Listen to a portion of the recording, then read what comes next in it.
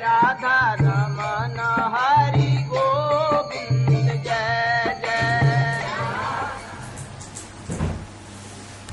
Srivas Thakur, Shri Krishna Chaitanya Prabhu Nityananda, Shri Advaita Gadadhar, Shri Gadadhar. Gadadhar Prabhu, roughly he's Shri Chaitanya Mahaprabhu's age, and they were very, very close friends right from the beginning. Although Gadadhar Prabhu didn't recognize Chaitanya Mahaprabhu as the Supreme Lord. Sometimes Chaitanya Mahaprabhu would meet with Gadadhar Pandit and he would challenge him to a debate. Gadadhar would actually avoid him. But then when Chaitanya Mahaprabhu returned from Gaya, so then Chaitanya Mahaprabhu and Gadadhar Pandit, they became very close. Gadadhar Pandit went with Chaitanya Mahaprabhu to Puri, and he took Kshetra Sannyas. It means that he took a vow that he would stay in Puri because he wanted to be there the whole time when Chaitanya Mahaprabhu was there. And then he was worshipping Tota Gopinath, the deity that Chaitanya Mahaprabhu manifested from the sand. And then Chaitanya Mahaprabhu, when he left to go on pilgrimage, so Gadadhar Pandit wanted to go with him. And he left, he just left his vow, he left his deity worship, everything. Chaitanya Mahaprabhu said, no, you can't do this. You'll ruin my reputation, you have to go back. Gadadhar Pandit fainted. Chaitanya Mahaprabhu went on. They had such a close relationship. Every day, Chaitanya Mahaprabhu would come and hear Bhagavatam from Gadadhar Pandit. He's the Supreme Lord, why he's coming to hear from someone else? So, Srila Gurudev especially has explained that Gadadhar Pandit in Krishna Lila, he's actually Srimati Radhika. Chaitanya Mahaprabhu is Krishna himself, and he's come to taste the mood of Srimati Radhika. So, Srimati Radhika appeared herself as Gadadhar Pandit in order to help him to taste that mood. Sometimes devotees can't understand why Srimati Radhika, Radharani, she's very, she's left-wing. Sometimes she's very cheeky with Krishna, abusing him, criticizing him, saying she doesn't want to meet him for his pleasure. But Gadadhar Pandit is very, very submissive to Chaitanya Mahaprabhu. So they say, we couldn't be. Gadadhar Pandit can't be Radharani, it's a wrong move. No. Gurudev explains that Gadadhar Pandit is helping Chaitanya Mahaprabhu to taste Radharani's mood. If he'd manifest himself as Srimati Radhika, so then Chaitanya Mahaprabhu would have manifested his mood as Krishna. But that would have destroyed it would have ruined his whole mission, because his mission was to taste Radharani's mood. So Gadadhar Pandit was helping him to taste that mood. Gadadhar Pandit. Srivas Thakur. Srivas was also very close and very dear associate to Chaitanya Mahaprabhu. He was much older than Chaitanya Mahaprabhu, and he was one of the leaders of the Vaishnava community before Chaitanya Mahaprabhu, before Nimai Pandit was born. Nimai Pandit means Chaitanya Mahaprabhu before he manifested himself as the Supreme Lord. The devotees used to meet at Srivas Thakur's house. And when Chaitanya Mahaprabhu began his Sankirtan pastimes, so every night they would meet in Srivasangam, the house of Srivas Thakur, and then they would have kirtan, amazing, amazing kirtans. They would dance and chant all night. Such ecstasy. In those kirtans, sometimes Chaitanya Mahaprabhu would become light like cotton, and sometimes he would become so heavy nobody could lift him. Sometimes his body would be completely stiff. And extraordinary ecstatic kirtans every night for a year or more. And sometimes people wanted to get into the kirtan, but they couldn't be allowed. It was only for the very, very close and dear, pure devotee, pure associates of Sri Chaitanya Mahaprabhu. So Srivas Thakur, he was helping so much. And when Nityananda Prabhu came,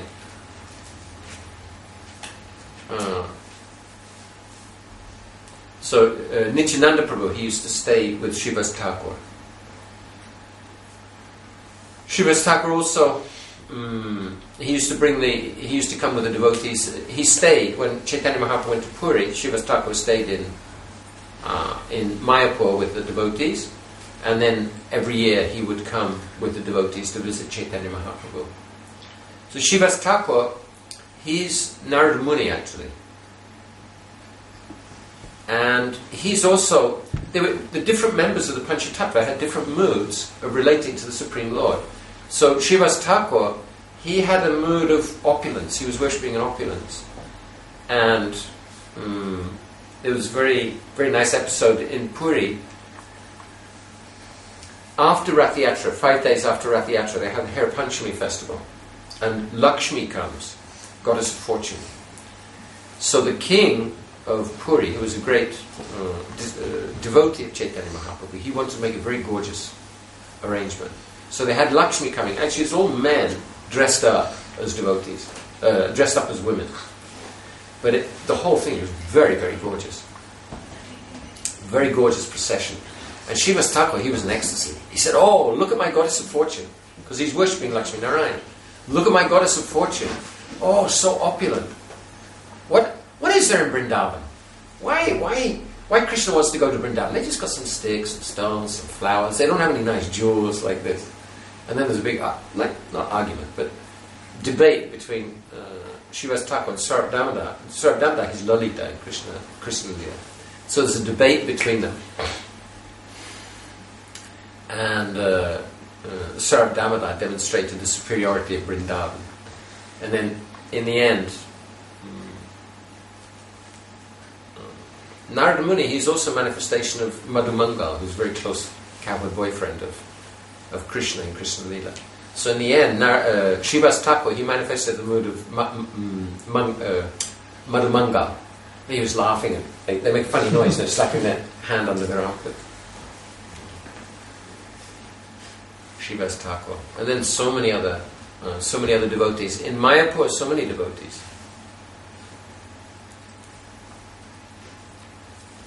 And then when Chaitanya Mahaprabhu went to Puri, so many, many devotees gathered in Puri. Especially Sarab Damodar came there. Ramananda Roy. Prataparudra Maharaj as well. He was the king of Orissa. Prataparudra.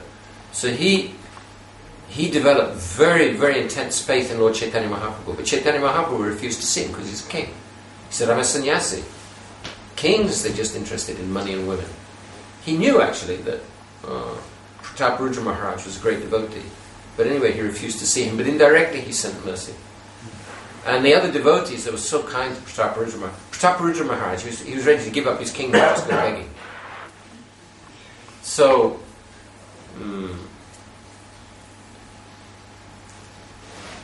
Prataparudra Maharaj, at the Rath Yatra festival, he was brushing the floor, sweeping the floor in front of Jagannath with a golden broom. And when Chaitanya Mahaprabhu saw it, because this is, like in India, we don't think anything, sweeping is okay. But in India, that's the job of the bungis. Hare Krishna. That's the job of the bungis. It's a very low occupation, sweeping. So for a king to sweep, it's unheard of. But here's the king sweeping the floor with a golden broom in front of Jagannath.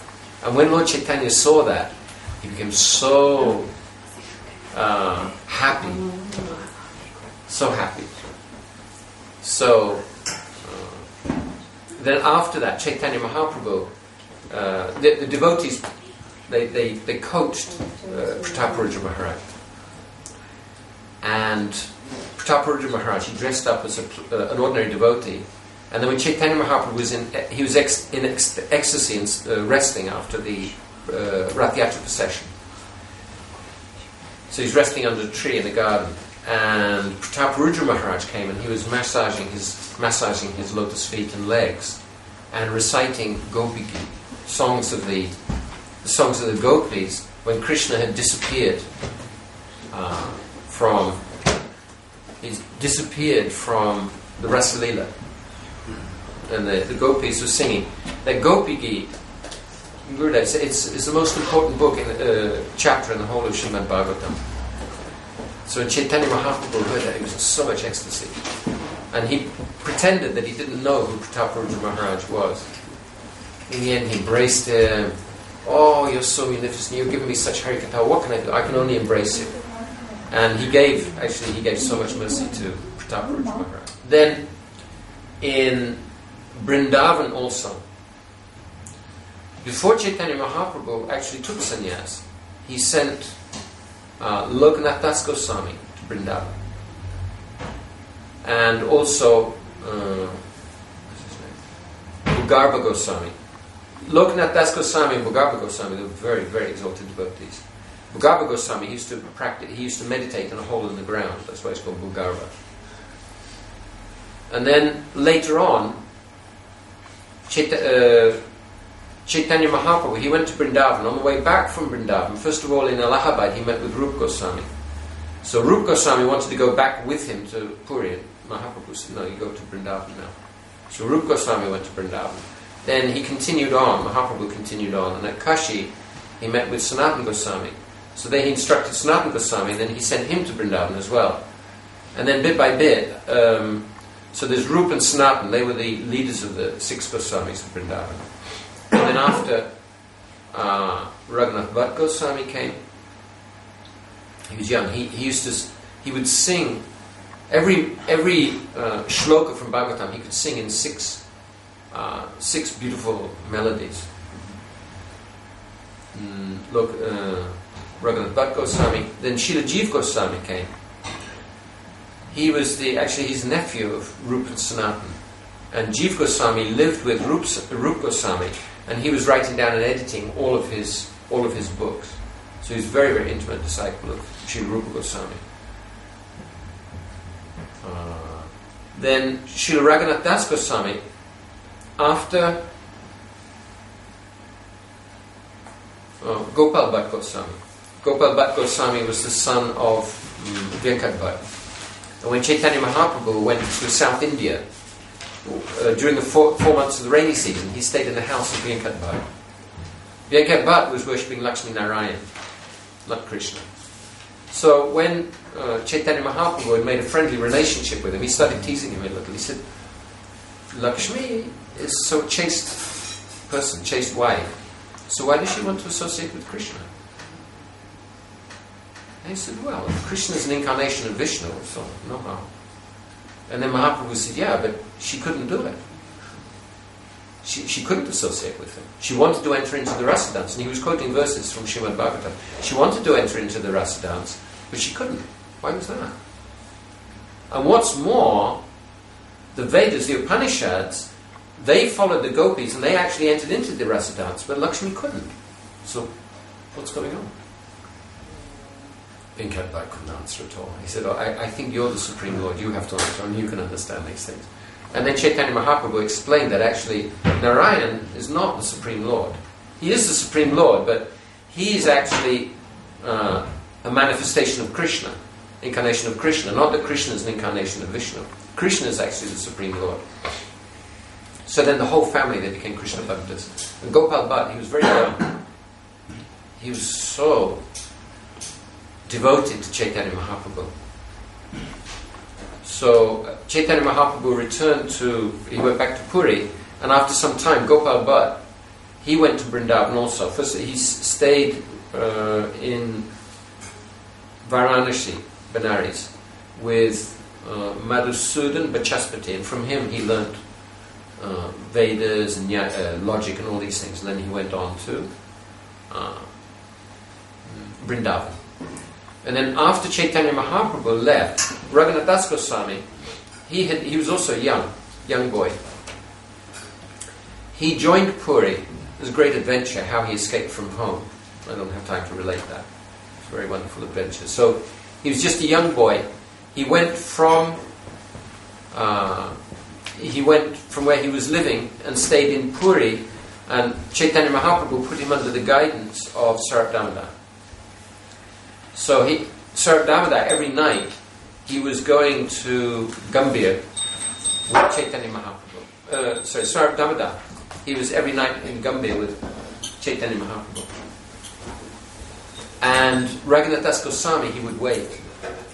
And then when Sarat Damodar would return very, very late at night, then Raghunath Das would, what happened? What did Chaitanya Mahaprabhu do? What did he say? What songs were you singing? What ecstasies was he manifesting? So like this, he had so much confidential understanding of the pastimes and philosophy of Caitanya Mahaprabhu.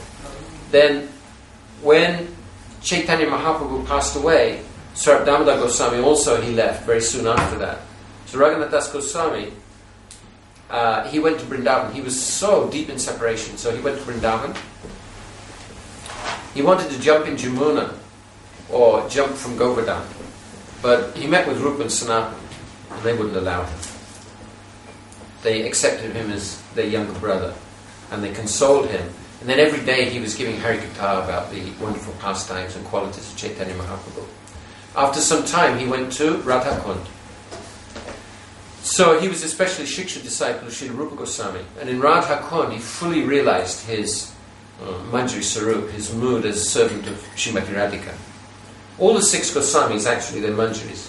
In Krishna Leela, they're all Manjaris. They're not conditioned souls. So he fully realized his service to Srimati Radhika. And he wrote, especially his Sri Vilat Kusmanjali, very, very beautiful poems of separation from service to Srimati Radhika. So he's teaching moods of separation and also teaching moods of service. It's a very wonderful book, very important book. So there were so many wonderful devotees in Gauramandal, means Navadvip, Mayapur, and those areas. And then also wonderful devotees in Puri, where Caitanya Mahaprabhu was staying. And then there was a whole community in Vrindavan as well. So later on we'll discuss what happened after Caitanya Mahaprabhu left and how the Vaishnava community developed after that. Hare Krishna. So, like the Goswamis and pure devotees and people, they don't know right from the beginning who they are, and in the spiritual world they're covered by Yoga Maya, so they go through it in the same way that a conditioned soul might. Very important. Very important.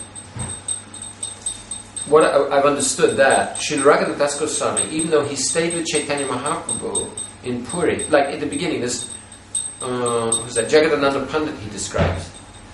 So Caitanya Mahaprabhu in the Rath Yatra procession, he's singing love songs in front of Jagannath, and it seems like mundane love songs. Nobody could understand what is he doing. He's singing these.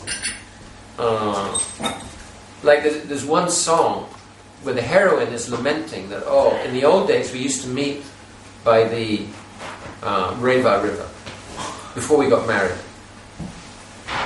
And now we're married and it's kind of boring. I wish it was like it was before. And Caitanya Mahaprabhu was singing this song. It's so disgraceful. In the Vedic society, paramour love, like illicit love outside of marriage, is completely forbidden, totally forbidden. And he's singing it in front of Jagannath. What's going on? So, Jagadananda Pandit describes how Raghunath Das Goswami, he asks Swarup Damodar, I don't understand, why is Caitanya Mahaprabhu singing these songs in front of Jagannath? And only Rupa Goswami, when he came, he understood that actually Caitanya Mahaprabhu was in the mood of Srimati Radharani at Kurukshetra. Very, very esoteric. That's described in Srila Krishnadas Kaviraj Goswami. It's described in Chaitanya Charitamrita. So they act as devotees who are coming to, performing their sadhaks, and that's why we can follow them. Even Chaitanya Mahaprabhu, he didn't play the part of a devotee for so many years before he went with Ishwar Puripad. The Vaishnavas in Mayapur, they were praying, if only Nimai Pandit would become a devotee. So all the Goswamis are like that. They were performing the pastime of being saved by the Lord. And we are also too. Not that we're eternal associates in that way, but... So yes, that means that we can follow their example. Our acharyas also, Gurudev, Prabhupada, we accept them as eternal associates of the Lord, but they also, even though like Prabhupada, he said, I don't remember a time when I forgot Krishna. I was always remembering Krishna. But still, he accepted the spiritual master. He was taught by his father, then he accepted the spiritual master. One time he wrote to Gurudev, And he said, that day when I met my spiritual master for the first time, that day I knew love for the first time. So like this awakening of sacred transcendental love. They experienced that. And I mean, my Guru Maharaj, our Prabhupada, he went through so much trials and tribulations, like in his household life. And then struggling to establish Krishna consciousness in America and then all over the world. So whatever difficulty we have, they've been through. That's why we can follow them. They know what it is. One time Prabhupada was talking with his devotees. He said,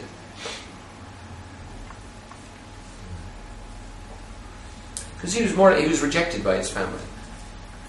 They weren't really devotees, they weren't Vaishnavas, pure Vaishnavas in the same way that he was, and they didn't support him in his preaching. And in the end, he left. When they didn't really follow him. When his business collapsed, they didn't kind of value him. So one day he was talking with his devotees, a long time after. He said, so if Krishna's kind to his pure devotee, and take away his attachment, then he'll take away all his money. And then he becomes very despondent. And then when his money is gone, his family doesn't have any regard for him. So they leave as well. And then he becomes doubly miserable. So one of the devotees laughed. And Prabhupada said, don't laugh. It is very painful. But he'd been through it all. They experienced, they'd experienced these, not the same kind of rubbish that we've been through, but they've experienced the whole progress under Yogamaya. They've experienced the progress from being sadhak, up to